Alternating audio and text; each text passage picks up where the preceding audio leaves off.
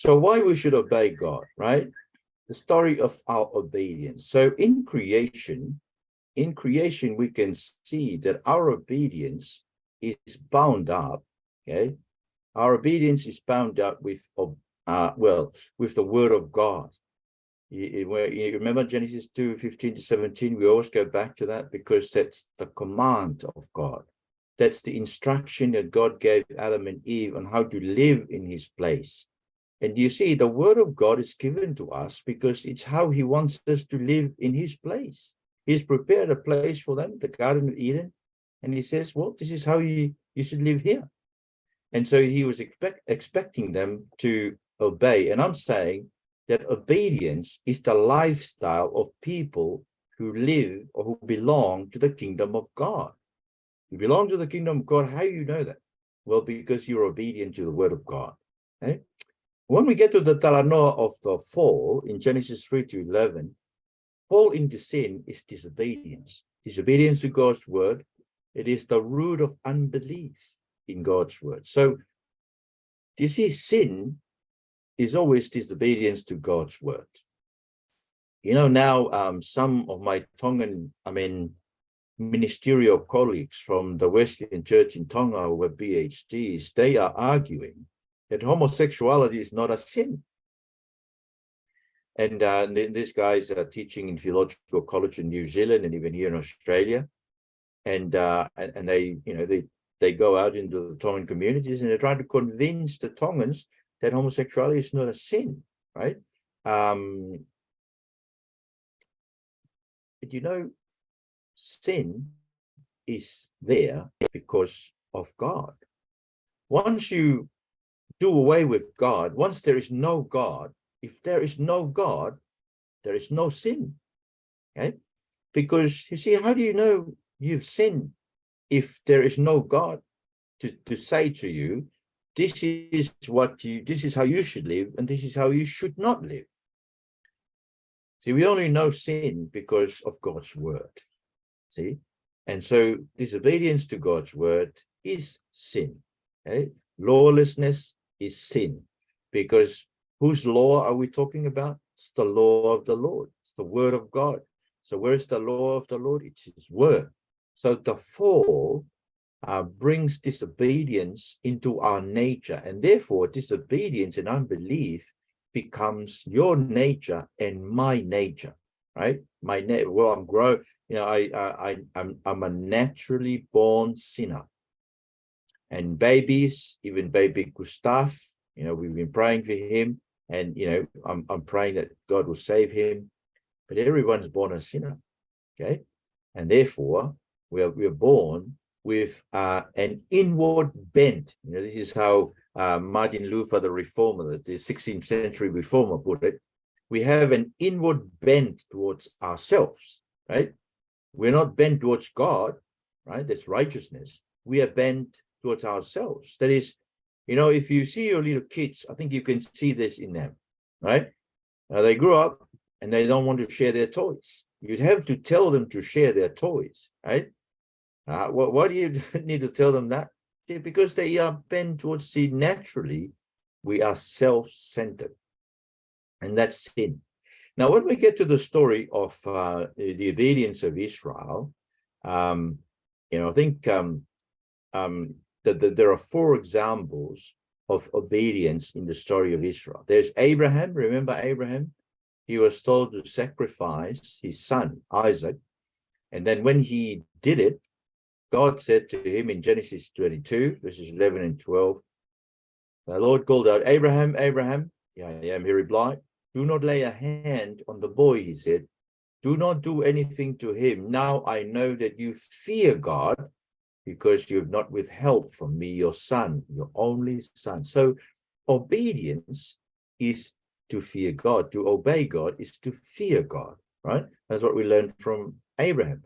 And the second example is Moses. Now, in Moses, we can see that to obey God is to glorify God. I'm not sure how you think you'll be glorifying to God. You know, some people say that we are singing to glorify God. We're doing this to glorify God. But you know, obedience to God's word is what brings God glory. And this is what we learn from the story of Moses. Remember, he was told in Numbers 20, verses 10 to 12, he and Aaron gathered the assembly together in front of the rock. And remember the assembly, the church in the wilderness, they were thirsty, they wanted water, and they came to Moses. They were they crumbled against them, Moses and Aaron. So Moses and Aaron gathered the assembly together in front of the rock, and Moses said to them, listen, you rebels, must we bring you water out of this rock? And Moses raised his arm and struck the rock twice with the staff. See, God had told Moses to speak to the rock. He was angry with the people and he struck the rock. You know, he must have been shocked, you know, after the first strike and no water came out. He did it again, and by God's mercy, he sent water. Water gushed out in the community, and their livestock drank. But, verse 12, the Lord said to Moses and Aaron, because you did not trust in me enough to honor me as holy in the sight of the Israelites, you will not bring this community into the land I give them. You see that? They didn't honor the Lord. What did they do? Well, God said to speak, but they went and struck. I mean, little things, isn't it? For you and me, you know, we would say, oh, well, you know, they're not wearing head veil, but they're putting on a red scarf. You know, God, what's wrong with that? Well, God would say, well, I didn't tell you to wear a red scarf. I told you to put on head covering. See? But see, that's what we learned from Moses. Caleb is the third example of obedience in the story of Israel. And Caleb, I think we saw that before. Caleb and Joshua, I think I showed that to you. But that's in Numbers 14, 22 to 24. I think I showed you the other verse before that, 26 onward. Not one of those who saw my glory and the signs I performed in Egypt in the wilderness, but who disobeyed me and tested me 10 times. Not one of them will ever see the land I promised on oath to their ancestors. No one who has treated me with contempt will ever see it. But because my servant Caleb had a different spirit and follows me wholeheartedly, I will bring him into the land he went to, and his descendants will inherit it. And then, of course, you know, you go down, you know, he includes Joshua, verse 30. Not one of you will enter the land I swore with uplifted hand to make your home, except Caleb, son of Jephunneh, and Joshua, son of Nun. See, because they had a different heart. So to obey the Lord in Caleb and Joshua's case is to follow God wholeheartedly. So how can we follow God? How can we follow Jesus? By obedience to their words. And then Saul is the last one. That's what I told you before, 1 Samuel 15, 22 to 23. Samuel replied, does the Lord delight in burnt offerings and sacrifices as much as in obeying the Lord? To obey is better than sacrifice, and to heed, that is, to heed the word of the Lord, is better than the fat of rams. And then it goes on. But you see, obedience is better than sacrifice. Obedience, you remember that story of the little kid who he was playing with his toys, and every time he played with his toys, he would always tidy up before his mom would allow him to go and play the piano and play Jesus Loves You. And then there was this one time he played with his toys, he didn't tidy up. And then he said, and then his mom was saying to him, look, you must tidy up before you go play the piano. But he said, oh, no, Mom, I want to go play Jesus Loves Me, right? And the mom was saying, no, you must obey first before you can go and play Jesus Loves Me. You know, sometimes you do that, right? Oh, I'm just obeying, but I want to be a minister or something. I want to be, you think about the women who are ministers, you see. I often wonder what's going on in their minds. They're probably thinking, well, you know, I'm disobeying God, but I'm a minister of the word, so maybe I'm going to be saved because of this. Well, Saul didn't make it, right? Obedience is better than sacrifice. You know, and I would imagine God would say to women ministers, obedience is better than being a minister. Right? Now, when we come to the prophets, I think there are a lot more in the prophets about the persistence of Israel in their disobedience. Jeremiah 7:13-15, while you were doing all these things, yes, I spoke to you again and again, but you did not listen. I called you, but you did not answer. Therefore, what I did to Shiloh, I will now do to the house that bears my name, the temple you trust in, the place I gave to you and your ancestors. He's going to destroy the temple because they trusted the temple. They thought God is not going to destroy us because the temple of the Lord is in our midst. You know, I think sometimes I think this is what we do with the fact that Tukufonua Kilangi, right? That God, that Tonga was granted to God, was given by King George I to God, right? We tend to think that Tonga will never be destroyed but no, it's not. That would not save us.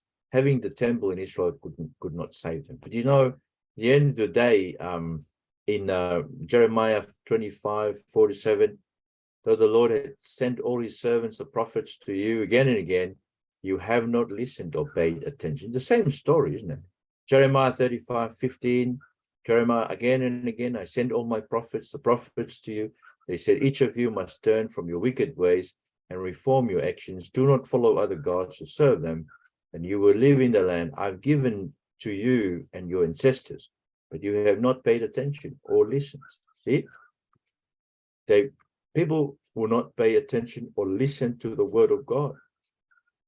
And you see, this is idolatry. Idolatry is when you think you're worshiping God, but you're rejecting his word. You know, and I do believe a lot of these churches who are endorsing women ministers, women ordination and homosexuality, they worship an idol because they rejected the word of God, but they're thinking they're worshiping God. Okay? They're reading the Bible and think there is Ezekiel 9, I think I showed it before. There is merciless destruction when God comes to judge. So this is the vision God gave Ezekiel in Ezekiel 9. This is what happened when God came to destroy Israel through the Babylonians. Now, as I listened, he said to the others, follow him.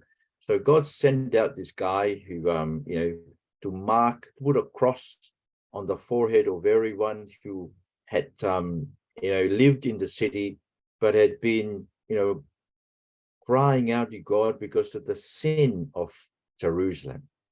And so God sent out this man to put a cross in their forehead. They were the only people who were saved. And then follow him, the others are told, through the city and kill without showing pity or compassion. Slaughter the old men, the young men, the women, mothers and children, but do not touch anyone who has the mark.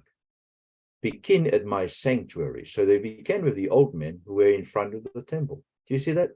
Young men, women, mothers, children. You know, sometimes somebody asked me, would God destroy women in the Wesleyan church because they're wearing golden red scarf and they're not putting headscarf? And I said, why not? Had God done it before? Yes, he did it before. He did it in Noah's time. He did it in Sodom and Gomorrah. He did it to the generation came from Egypt. He did it to Saul, Moses. Well, he did it before. He can do it again. Okay, so this is why we should be obedient to God. Okay, and then Malachi 2:1-2 in the prophets. And now you priest. So this is the warning to the priest. This is warning for you. If you do not listen, and if you do not resolve to honor my name, says the Lord Almighty, I will send a curse on you, and I will curse your blessing. Yes, I already cursed them because you are not resolved to honor me. See, this is why you shouldn't ask any minister because they are a reverend to come and bless your kids. You know, you ask somebody from the Methodist Church who's a reverend there to come and bless your kids. God is saying here, I will turn their blessing to be cursed. Okay, got to make sure that, I think if you're a Christian, you're better off just pronouncing blessing upon your kids. You're a Christian, priest of all believer. You have far better access to God than any minister of the Wesleyan Church or Methodist Church who don't believe the word of God. See, Being a reverend, being a minister in those churches would never help them, because this is what God is saying. I have already cursed them because you're not resolved to honor me. And then there are other things. But you see, obedience is very important in the prophets. When we come to Jesus, and Jesus tells us it is the mark of the devil's children that they refuse to obey God's words. Yes, even if they are ministers, even if they are wife of ministers, even if they are president of the Wesleyan Church or any church. You listen to this. This is what Jesus says in John 8:42-47. Jesus said to them, if God were your father, you would love me, for I've come here from God. I have not come on my own. God sent me. Why is my language not clear to you? Because you are unable to hear what I say. You belong to your father, the devil. See? Because they're unable to hear the words of Jesus. Why are they unable to hear the words of Jesus? Because they are the children of the devil, right? And you want to carry out your father's desire. He was a murderer from the beginning, not holding to the truth, for there is no truth in him. When he lies, he speaks his native language, for he's a liar and the father of lies. Yet, because I tell the truth, you do not believe me. Can any of you prove me guilty of sin? If I'm telling the truth, why don't you believe me? Whoever belongs to God hears what God says. The reason you do not hear is that you do not belong to God. Do you see that? The reason why we don't hear the word of God, the reason why we don't obey the word of God, the reason why we're not delighted in the word of God, because we don't belong to God. We belong to the devil. We are the children of the devil. And so therefore the word of God has no place in our hearts. And my prayer is that that's not you, okay? And that's not me. Obeying God's word is the only way in which we can understand it. John 7:16-18, Jesus answered, my teaching is not my own. It comes from the one who sent me. Anyone who chooses to do the will of God will find out whether my teaching comes from God or whether I speak on my own. See, if you want to, if it is your will to obey God's will, then you will understand. So in other words, obey in order to understand. You know, some people say, oh, I want to understand before I obey. They would never understand. They would never obey. You've got to start with obedience, and then you'll grow in your understanding. Then we get to the talent of obedience to God's word in the last days. And, you know, obedience to God's word is a gift from God. See, obedience is a gift. It doesn't come from you and me, because we are naturally born sinners. We are born with unbelief. We are born with a bend towards ourselves. We are born bending away from God. But Romans 6:17, so this is Paul speaking to the Christians in Rome, and he says, but thanks be to God that though you used to be slaves to sin, you have come to obey from your heart the pattern of teaching that has now claimed your allegiance. See, thanks be to God. Why? You used to be slaves to sin, but now you have come to obey the pattern of teaching. You see, what we have in the scriptures is a pattern of teaching that we must obey. We must claim allegiance to it. And therefore, obedience comes, thanks be to God. It is God's work in us. So if people are disobedient to God's word, we need to pray for them. We need to pray that the Lord will soften their hearts so they may obey. And then even us who are being saved, we are called to obedience, right? God works in us to obey him. Philippians 2:12-13, therefore, my dear friends, as you have always obeyed, not only in my presence, but now much more in my absence, continue to work out your salvation with fear and trembling. For, so this is the reason, it is God. So you work out your salvation with fear and trembling, and the reason is God who works. It is God who works in you to will and to act in order to fulfill his good purpose. In other words, you don't obey unless God works in you and me to will to obey and to act obediently. So when you see people obeying God, it's a miracle. Thanks be to God. It's not them. It is God at work in their lives.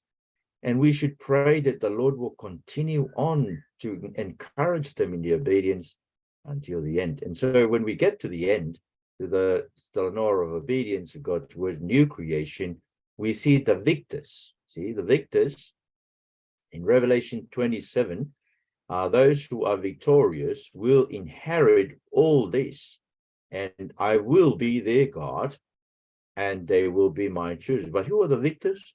They are those who suffer for the word of God and the testimony of Jesus. See, Revelation 22:7, look, I'm coming soon. Blessed is the one who keeps the word of the prophecy written in this scroll.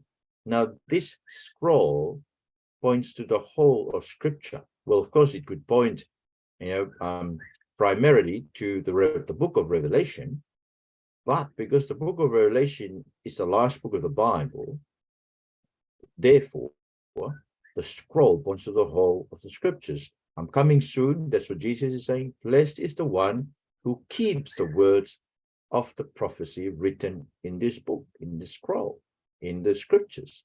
See, blessed is the one who keeps the word. And because those ones will see God and will serve him forever. No longer will there be any curse. The throne of God and the Lamb will be in the city, and his servants will serve him. See, Revelation 22:3. This is what I said to you in the beginning. That the plan of God is to establish his kingdom and to bring us his people, he transfer us from the kingdom of darkness to the kingdom of Son, whom he loves, so that ultimately we serve him in heaven, in the city, in the new creation. Okay? And so therefore, this is why we need to ask God to help us to enjoy fellowshipping with God's people in the now time. So that's the story of our obedience to God, the 7 Talanors of our obedience and why we should obey God. So at the end, if I were to summarize, obedience doesn't come from us, it comes from God. So therefore, when I see a lot of you who are obedient to the word of God, it's my prayer that you continue on, because God is at work, that the good work that God has started in your life, he will bring it into completion.